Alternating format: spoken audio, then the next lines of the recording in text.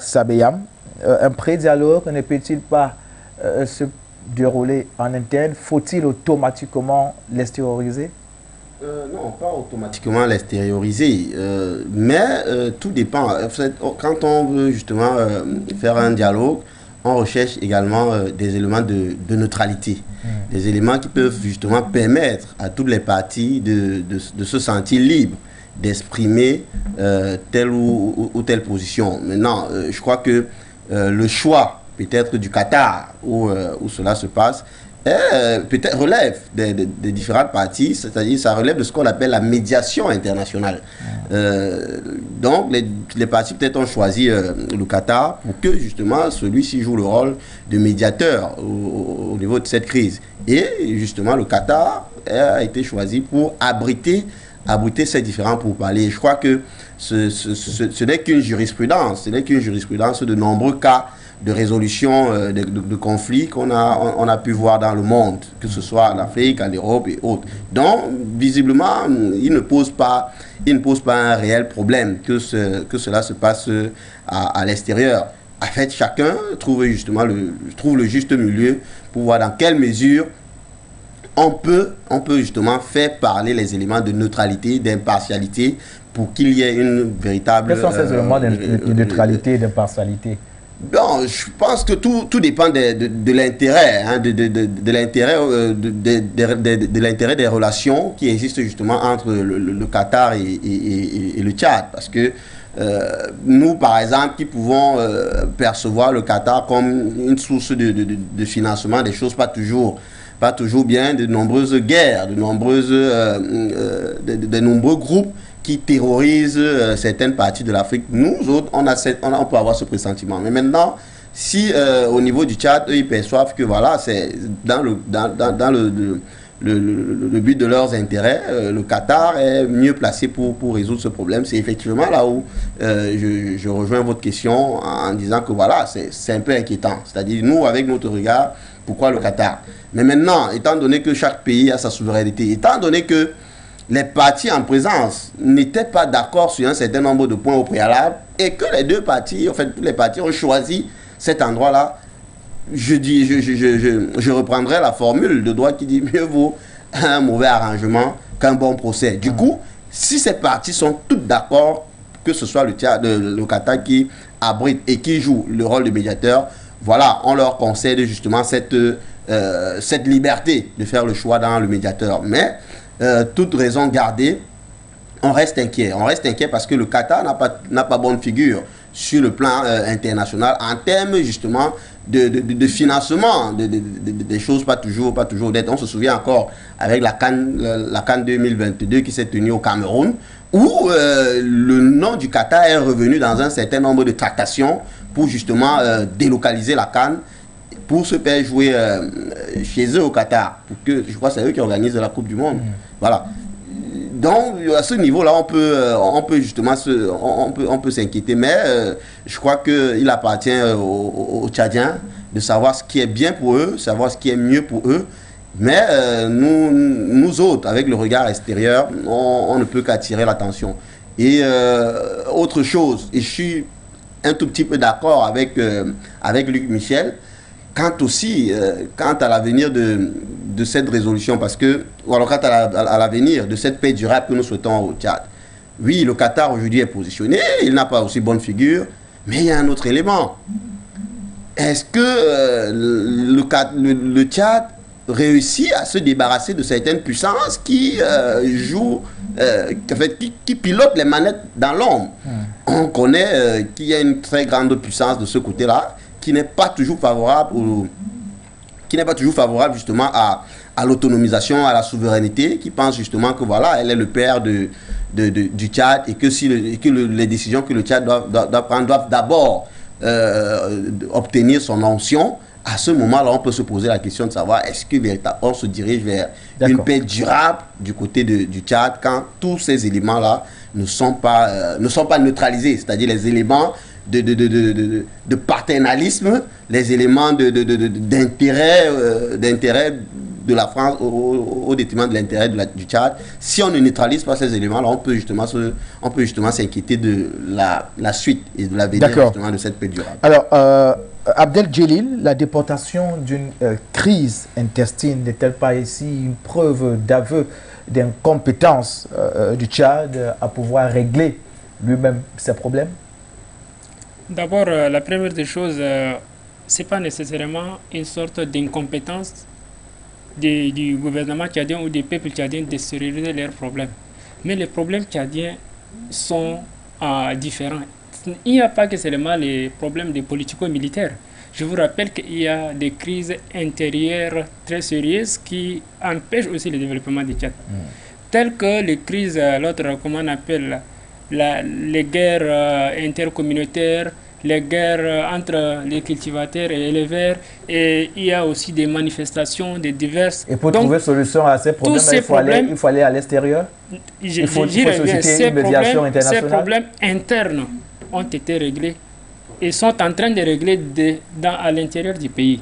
Personne ne s'est déplacé pour aller régler ces problèmes-là dehors du pays. Mais il y a d'autres problèmes qui ne se règlent que par une médiation. Parce que ces gens-là ont pris des armes contre l'État. Et ils ont cherché, pour des raisons qui leur appartiennent, ils ont cherché à prendre les armes pour solutionner. Telle médiation, je vous relance, telle médiation ne peut pas se faire inversement. Pourquoi est-ce que la communauté internationale ne se déplacerait pas pour l'Afrique, pour le Tchad? Ça va venir vers le Tchad, mais il y a aussi au préalable des choses à faire avant de venir ici. Parce que ces gens-là, ils ont... C'est un problème qui a vraiment amené les armes et les gens là ont été, ce sont des rebelles. Dans un problème de sécurité. D'abord, ce sont des, selon juridiquement, voilà, un juriste, c'est que c'est le plateau. Les gens qui ont pris les armes sont des rebelles et en quelque sorte, ils se sont attentés à la sécurité de l'État, n'est-ce pas? Donc, pour régler ces problèmes de manière fiable avec ces gens-là et arriver à un compromis, je ne vois pas de mal pour choisir un pays ami. Comment on appelle, tel que les Qatar. Les Qatar avaient une forte expérience, une longue expérience dans ce genre de domaine de négociation. Nous avons vu comment les talibans et l'autre, comment on appelle, et le gouvernement central ont leurs négociations, ça s'est passé au Qatar. Donc, d'autres pays aussi ont proposé d'aider les Tchad dans la médiation. Mais les Tchadiens ont compris que voilà, les Qatar ont vraiment une longue expérience dans ce domaine et pourquoi aller vers les Qatar pour jouer la médiation et les Tchadiens vont arranger les terrains là-bas et après ils vont revenir, n'est-ce pas, et rencontrer ceux qui sont de l'intérieur aussi et qui sont prêts déjà à faire le dialogue national inclusif. C'est dans ce sens qu'on a extériorisé les débats à l'extérieur du pays pour pouvoir... Donc, en termes de sécurité, en termes de méfiance, il faut vraiment des compromis. On parle du pré-dialogue, mais de l'intérieur, on ne parle pas du pré-dialogue. C'est-à-dire, le pré-dialogue, c'est prendre des mesures et être d'accord pour discuter. Ce n'est même pas encore le dialogue. Donc, voilà, en quelque sorte, ils se sont mis dehors, ils se sont discutés, et maintenant aussi, ils sont en train de discuter. S'ils se mettent d'accord de dialoguer, à ce moment, avec toutes les mesures, avec tous les garanties, ils vont venir, ils vont discuter. Et à partir de là que les Tchadiens auront vraiment enterré la hache de la guerre. Alors, Luc Michel, une nouvelle mouture du projet d'accord de paix pour le Tchad a été distribuée aux différentes délégations des groupes politico-militaires. Alors, selon vous, pourrait-on s'attendre à une adhésion de ces derniers à ce projet? Moi, je vous l'ai dit, je suis très sceptique. D'autant plus que l'expérience qu'on a du Qatar n'est pas une expérience positive. Ce que votre panéliste appelle l'expérience, c'est en fait une catastrophe en Libye et c'est une catastrophe en Afghanistan. L'arrivée au pouvoir des talibans a été faite en ce qu'aucune des promesses n'a été tenue, mais au contraire que le pays est en état de guerre civile virtuelle. Il y a de nouveau une alliance du Nord qui est en rébellion. Et il y a d'autre part Daesh qui intervient dans tout le pays. Il ne faut pas oublier que derrière le dialogue national tchadien, on le résume à un dialogue entre le gouvernement provisoire et les groupes rebelles. Mais il y a surtout un jeu de grande puissance. Il y a la France qui est toujours présente, il y a les États-Unis qui sont toujours présents et qui sont opposés maintenant dans un bras de fer dans toute l'Afrique avec le bloc de l'Est. Le bloc de l'Est qui est présent au Tchad, c'est notamment les Russes Rosatom qui organisent actuellement l'électrification du pays. Et en juillet 2020, le Tchad a signé des accords militaires avec la Russie qui déplaisent fortement aux Occidentaux. C'est tout cela qui intervient pour, je pense, neutraliser le dialogue national. Alors, à quoi doit-on s'attendre? Parce qu'à vous entendre parler, c'est comme si le Qatar, c'est un choix qui est fait à dessein. Alors, à quelle fin, donc, selon vous? Écoutez, il ne faut pas oublier que le Qatar est l'allié principal des Français, notamment économiquement et géopolitiquement. Mais également, il y a un aspect qui est intéressant, puisqu'il y a eu, et c'est là qu'on rejoint la crise ukrainienne et la guerre du gaz qui est au cœur de celle-ci, c'est qu'il y a eu il y a quelques semaines le sommet des États producteurs de gaz à Doha, justement, et les Qataris étaient présents. Et dans cette guerre du gaz, ils ont rejoint le bloc de l'Est et refusé de participer aux sanctions contre la Russie et de soutenir les Occidentaux. Il faut donc voir quelle va être l'évolution dans ces dossiers du Qatar, évidemment, pour voter. Mais c'est un dossier qui est très complexe avec beaucoup de données pour l'équation tchadienne et qui ne se résume pas à une équation nationale. Alors, Jossira Sabeyam, souverez-vous une main de la France, comme semble l'indiquer Luc Michel? Nous sommes en relation internationale et tout est possible. Et je le disais tout à l'heure que le Tchad est en train justement de baliser le terrain d'un retour de la paix chez lui, mais n'ayant pas neutralisé toutes les forces extérieures justement qui ne sont pas favorables à son développement. Et c'est pourquoi moi je dis que j'étais inquiet. J'étais pas inquiet sur le principe selon lequel il faut justement que les Tchadiens s'asseyent, se réunissent et parlent de paix. Et j'ai tout fait d'évoquer un certain nombre d'acteurs qui pourraient justement ne pas être favorables. Mais maintenant, affirmer de façon mordicus que la France est derrière les manettes, rien n'en exclut. Mais tout peut aussi montrer que, en raison justement des intérêts des différentes puissances en présence, la France peut d'abord être à l'étroit ou alors au cachot en disant bon, allez-y, moi je suis en train de me concentrer plutôt sur telle partie de mes intérêts. Donc les alliances France, Qatar, ça peut s'expliquer, mais il s'agit des intérêts des uns et des autres. Donc c'est une question qui ne peut pas être répondue par l'affirmative. Il faut justement avoir des réserves. Il faut se dire que voilà, nous sommes en relation internationale. Le Tchad est au centre justement de plusieurs puissances. Le Qatar, qui aussi a ses intérêts, qui est économiquement fort et qui peut aussi poser son point de veto justement à ces puissances-là, disant que bon, ici, il s'agit de mon intérêt. Voilà, vous ne vous approchez pas, vous me laissez gérer.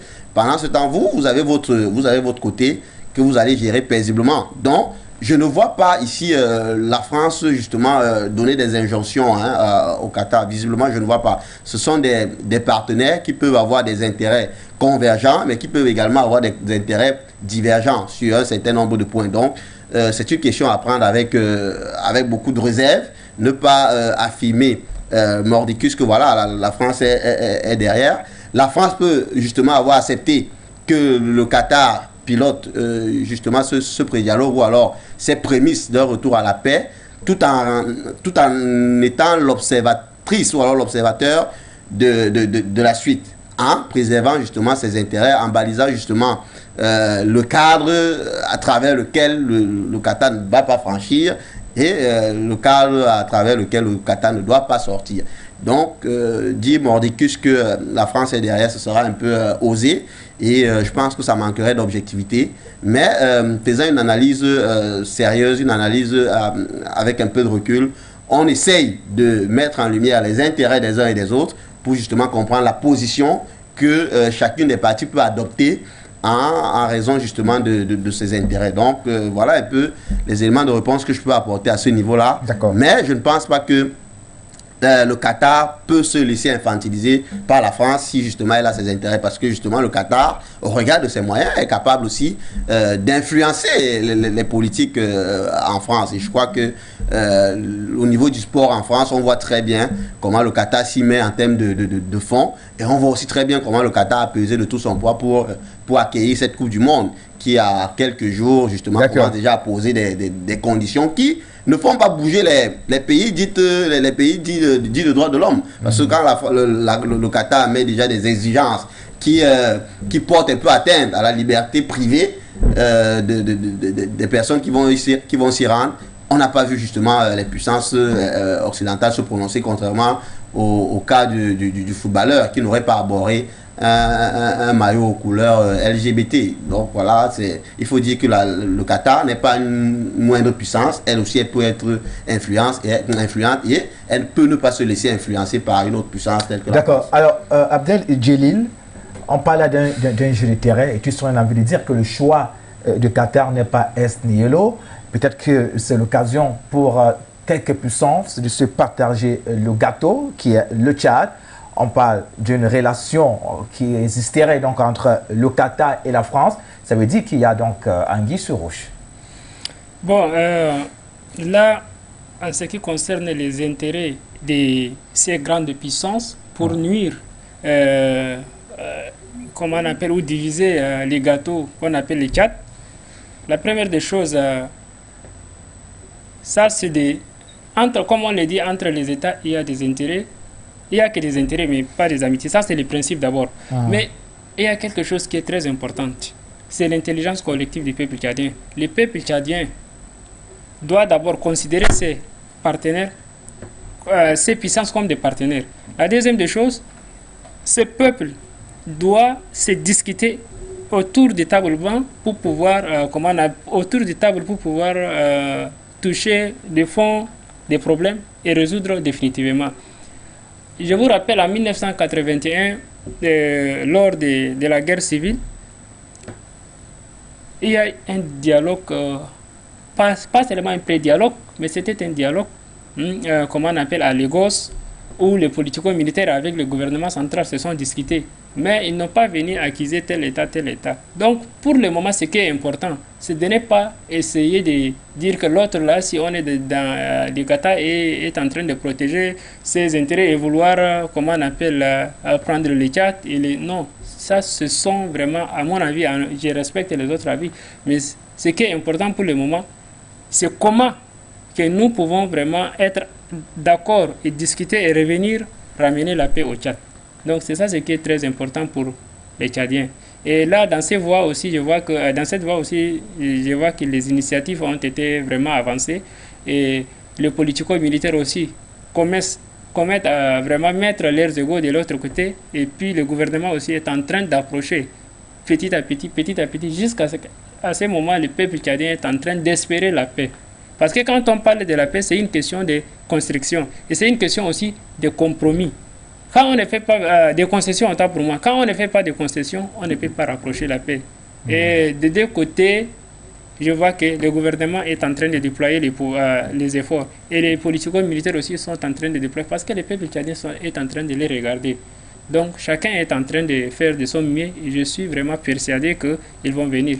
Mais pour le moment, les puissances, le Qatar nous a offert son toit, a offert le toit au peuple tchadien de venir discuter avant d'aller. Et ça, je ne vois pas pourquoi dire que voilà, le Qatar est en train de faire.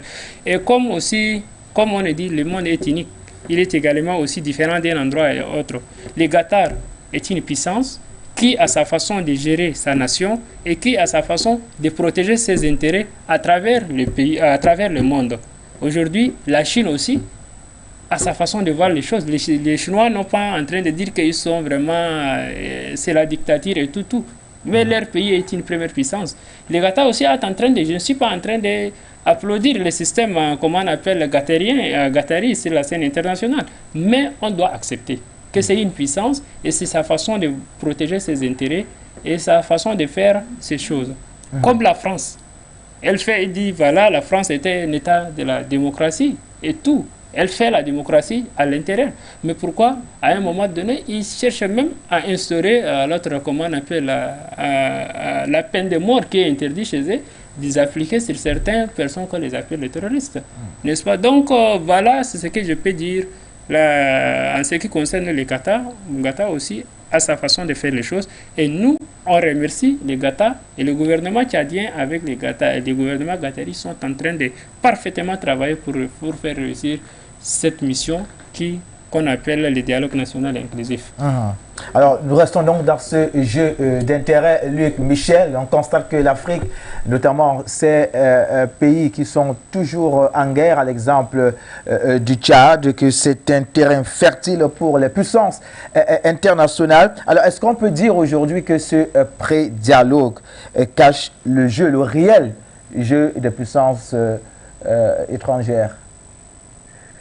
Tout d'abord, je dois dire quelque chose. Quand on vient dans un débat, on respecte toutes les parties.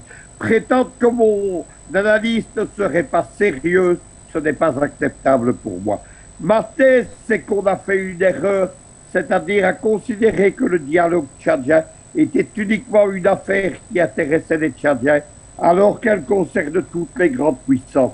Deuxièmement, la question des droits de l'homme pour le Qatar est pour moi complètement secondaire et elle ne me concerne pas. Et la question de la Coupe du Monde, elle est passée au second plan au moment où le monde bruisse de la crise ukrainienne et de l'affrontement de l'OTAN et de la Russie dans le dossier ukrainien avec la guerre du gaz.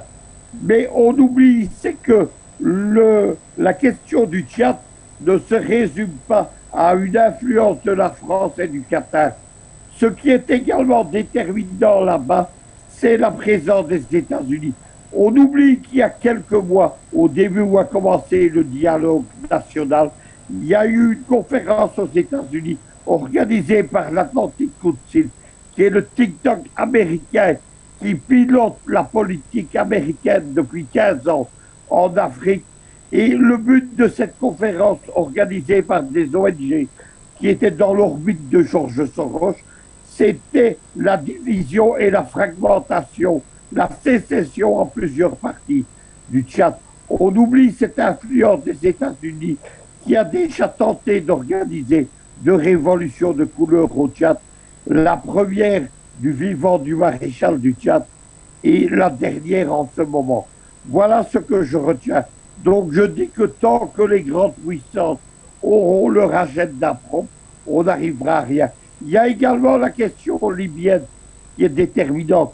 N'oublions pas que le fact, évidemment, c'est une milice mercenaire au service de Tripoli et précisément des intérêts qataris en Libye. Voilà tout ce qu'il faut retenir. Dire que mon analyse qui prend en compte ces paramètres internationaux dans l'échec du dialogue national, parce que c'est bien de ça qu'il s'agit, n'est pas une analyse sérieuse, c'est vouloir réduire le Tchad à un dialogue entre des parties tchadiennes qui ne sont pas décisives dans l'agenda tchadien. Georges Syriac Sabeyam, ce qu'il faut savoir est que ce document, une fois signé entre les deux parties, doit permettre aux chefs des groupes rebelles présents à Doha de participer au dialogue national inclusif. Alors, est-ce qu'une solution pour ramener la paix est désormais évidente? Je pense pas. Je pense pas. Une solution pour ramener la paix n'est pas évidente dans la mesure où même en acceptant on a des partis en présence. Les groupes rebelles sur la table du dialogue. On a un État. On a un État qui est chargé de gérer les affaires de la cité. On a un État qui est chargé d'avoir la force légitime de détenir les armes. On a en face de cet État des rebelles qui eux aussi ont des armes. Mais vous ne pouvez pas, on ne peut pas voir ici une paix durable. C'est-à-dire, là maintenant on est dans les fonds, parce que tout à l'heure on était sur la forme, et c'est pourquoi je vous ai dit que sur la forme, voilà, j'apprécie. Mais maintenant, une fois qu'on est dans le fond, je reviens sur ma réserve en disant, je ne vois pas cette paix durable là-bas au Tchad, parce que à côté de l'État, qui lui a le monopole légitime de la violence, le monopole légitime de détenir les armes pour réguler les affaires de la cité, a en face de lui d'autres groupes de personnes qui portent des armes. Et à ce moment-là, je suis dubitatif sur justement la durabilité de la paix que nous voulons pour le Tchad. Je suis dubitatif à ce niveau-là. Parce que à tout moment, ça peut tiquer justement dans l'esprit d'un chef de la rébellion et qui dit, bon voilà, je remets en cause justement les accords qui ont été passés, je remets en cause ce qui a été fait à telle période, voilà, et puis la guerre reprend. Donc, moi je pense effectivement que si on allait vers la sincérité et la durabilité d'un dialogue, l'idéal, à mon humble avis, aurait été quand même de désarmer les groupes rebelles.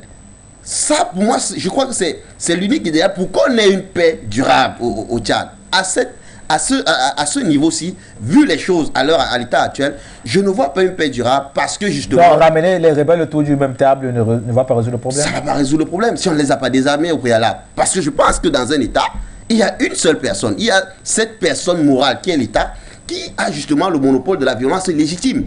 Alors, si ce monopole de la violence légitime se partage avec d'autres groupes qui sont capables également, parce qu'ils ont des armes, d'imposer leur agenda, de fixer leurs règles, alors je crois qu'on est dans un État qui n'existe pas. Alors, on est vraiment dans un État qui n'existe pas et c'est là où il y a toute ma crainte. Donc, moi, je pense que la sincérité aurait déjà été que même les rebelles, s'ils sont sincères, mais qui disent que voilà, nous voulons le dialogue, on dépose les armes, nous désarmons et nous confions la gestion des affaires de la cité à l'État légitime et légal qui sera institué. Parce que jusqu'à présent, on est dans un État un peu embryonnaire avec justement la situation du fils d'Idriss Déby, qui je ne pense pas est déjà adoubé par le peuple tchadien. Tout ce qu'il a pour l'instant, c'est l'onction de certaines puissances, en l'occurrence la France. Et il ne fait pas encore l'unanimité qu'on souhaite qu'un chef d'État puisse faire, du moins... En fait, il est question de rétablir l'ordre constitutionnel, le Tchad. Tout à fait. Donc, vraiment, le fait que les rebelles ne soient pas désarmés, c'est un échec. Et je crois que le Tchad doit s'inspirer de ce qui s'était passé en Côte d'Ivoire, avec les accords de Marcoussis, où on va signer des accords de paix, mais on ne désarme pas. On ne désarme pas la rébellion. Et vous voyez que Ouattara, lui, il a compris cet exemple-là. La rébellion a d'abord été désarmée stratégiquement en les intégrant dans les forces républicaines. Et là, il a quand même une paix. En fait, il y a quand même une paix qui se dessine à ce niveau, même si c'est encore questionnable. Donc, à ce niveau, je questionne vraiment la durabilité et la sincérité d'un tel schéma de paix parce que il y a plusieurs personnes, il y a plusieurs groupes de personnes qui détiennent les armes au Tchad et à tout moment, compte tenu des intérêts, ça peut dégénérer. Donc pour moi, l'idéal d'un véritable retour à la paix aurait été justement que les rebelles soient désarmés. Et c'est pourquoi j'ai aussi questionné même le Qatar, parce que son rôle sur la scène internationale, en termes de financement des armes, en termes de financement des guerres, le Qatar justement est sur le banc des accusés. Alors, si le Qatar justement a été choisi, ce n'est pas à dessein, c'est peut-être parce qu'on sait son rôle qu'il a dans cette affaire, et peut-être passant par lui, je l'espère, il pourra contribuer à ce que les groupes armés, les groupes rebelles justement qui sillonnent ou alors qui encerclent le Tchad puissent justement être désarmés. Parce que je pourrais sortir par là, l'Afrique passe la vie à courir derrière la résolution des crises. L'Afrique passe sa vie à courir derrière la recherche de la stabilité. Or, l'Afrique a d'autres problèmes que la stabilité de ses frontières. L'Afrique a d'autres problèmes que la recherche de la sécurité. L'Afrique a un problème en termes de crise alimentaire. L'Afrique a un problème dans la gestion de ses ressources. Et nous avons aujourd'hui des exemples pour ne pas pleurer sur notre sort. Pour ne pas dire que non, c'est tel, on doit toujours accuser tel, c'est la France qui a fait, c'est les États-Unis qui ont fait, c'est ceci qui a fait. Nous sommes des hommes raisonnables, nous sommes des hommes de raison. Sur le point humain, nous avons les mêmes capacités intellectuelles que ceux-là qui ont pu développer la science. Il est donc important que les Africains, les dirigeants africains, que nous ne puissions pas toujours courir derrière les résolutions de paix, derrière les résolutions des crises politico-sécuritaires, mais il y a des enjeux plus énormes. l'Africain dans son panier, le panier de la ménagère, ça s'ouvre.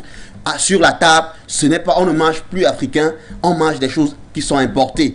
Et ce n'est que dommage, ce n'est que regrettable. Donc il y a beaucoup d'autres problèmes qu'il faut également prioriser à côté de ce qu'on passe le temps à prioriser sur la sécurité, la politique et bien d'autres. Or, c'est pas ça qui nourrit en fait le citoyen africain. Alors, Abdel Djelil, je m'inspire du récent argumentaire de Georges Sirac Sabeyam pour qu'il y ait véritablement paix du côté du Tchad. Il faudrait d'abord que les rebelles soient désarmés. Donc pour lui, c'est un préalable inéluctable. Êtes-vous de cet avis? Je suis tout à fait d'accord. La première des choses, il y a le gouvernement. Parce que il faut que je rappelle une chose ici, en tant que Tchadien, en tant que fils de ces pays. Je ne peux pas, être pessimiste quand il s'agit de la construction du Tchad. Je suis toujours optimiste et je suis d'accord et je fais confiance au gouvernement tchadien et au peuple tchadien qu'un jour la construction du Tchad dans la paix est possible. Donc, ce n'est pas de ma responsabilité d'ouvrir les boîtes de malheur. Et je suis tout à fait d'accord que s'il faut une paix, il faut désarmer les politico-militaires. Parce qu'on ne peut pas être dans un État et il faut être dans un État, une autre entité avec des armes, ça c'est une menace, ce qui a entraîné la guerre de 79. Quand la rébellion était venue, armes et bagages à main, et c'est pourquoi l'éclatement de la guerre a eu lieu au sein d'Angemena, n'est-ce pas? Donc, ça c'est quelque chose de préalable. Et c'est une condition qui a été vraiment posée par le gouvernement dès le départ, le désarmement total des politico-militaires. Et les politico-militaires aussi, de l'autre côté, je vois dans leurs revendications, ils sont en train de dire qu'ils s'inquiètent beaucoup plus en ce qui concerne leur sécurité et certaines d'autres choses que certaines sources ne sont pas encore officielles, mais ils sont en train de parler beaucoup plus de leur sécurité. Et je vois que les deux demandes des deux parties sont normales, n'est-ce pas? Et quand vous dites, est-ce que la paix peut réussir? Oui, si les Tchadiens décident de regarder dans la même direction, la paix sera vraiment construite au Tchad.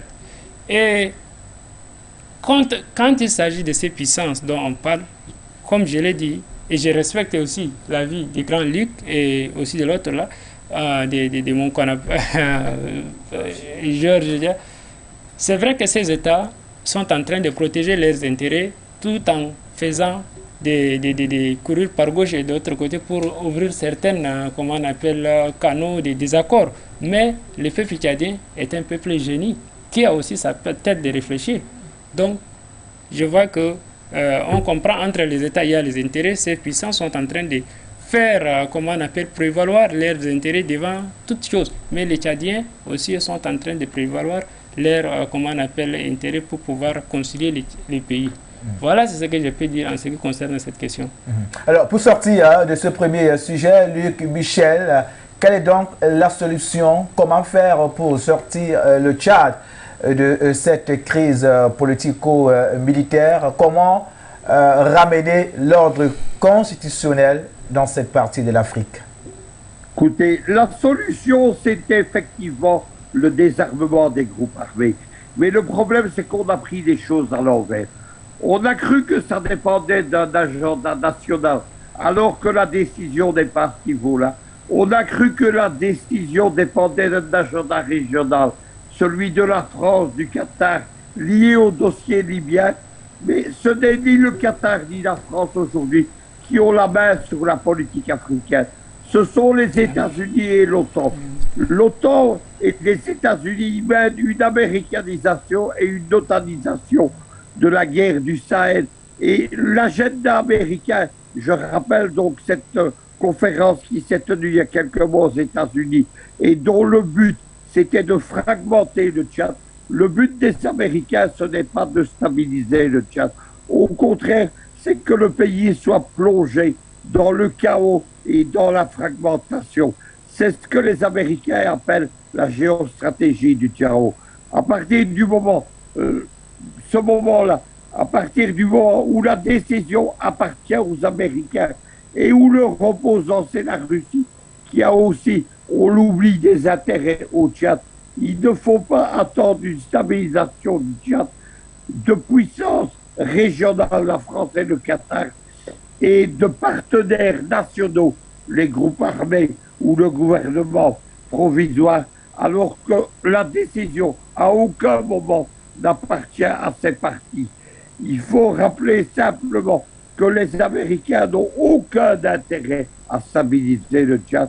C'est tout le problème de ce dialogue national de Doha et de son échec actuel. Alors, comment le Tchad doit-il donc se prendre? Moi, je crois qu'il faut chercher des solutions qui sont justement des solutions tchadiennes entre le gouvernement provisoire et les groupes armés et qui évacuent les puissances extérieures, que ce soit la France, le Qatar, mais surtout les États-Unis. Voilà la solution. Mais pour le moment, évidemment, ces voies de solution ne sont pas celles qui sont recherchées par les protagonistes. D'accord. Merci. Vous restez en ligne. Tout à l'heure, on abordera le second